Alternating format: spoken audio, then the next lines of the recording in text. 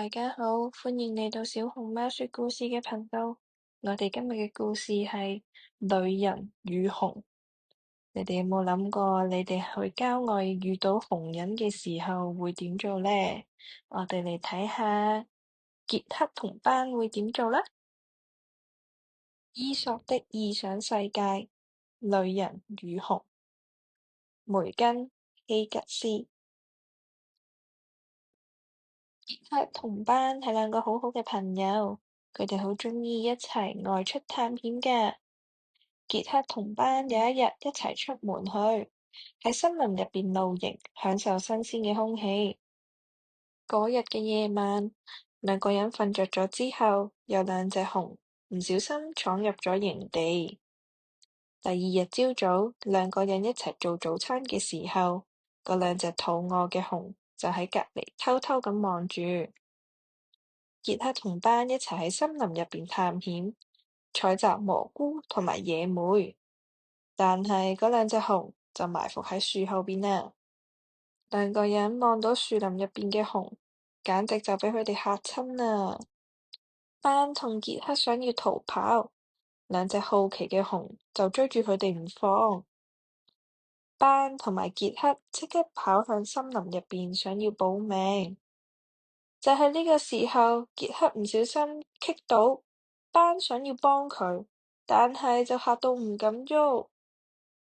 當兩隻熊靠近嘅時候，班已經安全咁匿咗喺樹上邊啦。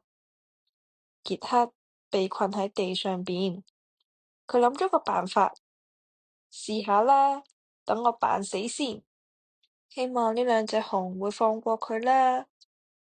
就喺呢個時候，其中一隻熊喺佢耳邊講咗啲悄悄話。見到傑克扮死唔願意醒，兩隻熊覺得好奇怪，所以就離開咗啦。傑克唔敢相信自己嘅好運啦，佢即刻跳起身，開始收拾佢嘅背囊。熊係咩時候唔見㗎？班喺樹上面爬返落嚟，即刻跑向佢嘅朋友。班就問啦：嗰隻熊係咪同你講咗啲乜嘢啊？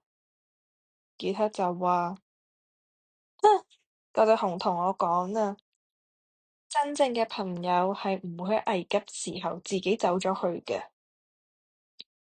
從嗰日起，呢兩個朋友冇再講過一句說話啦。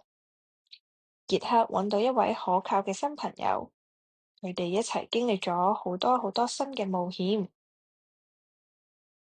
真正嘅朋友絕對唔會喺危難嘅時候離開你，所以要明智咁選擇你身邊嘅人啦。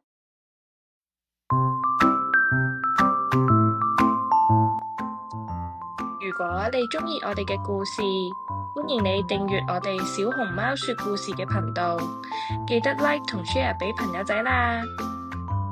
我哋嚟緊會出更多廣東話同英文嘅故事，下次見。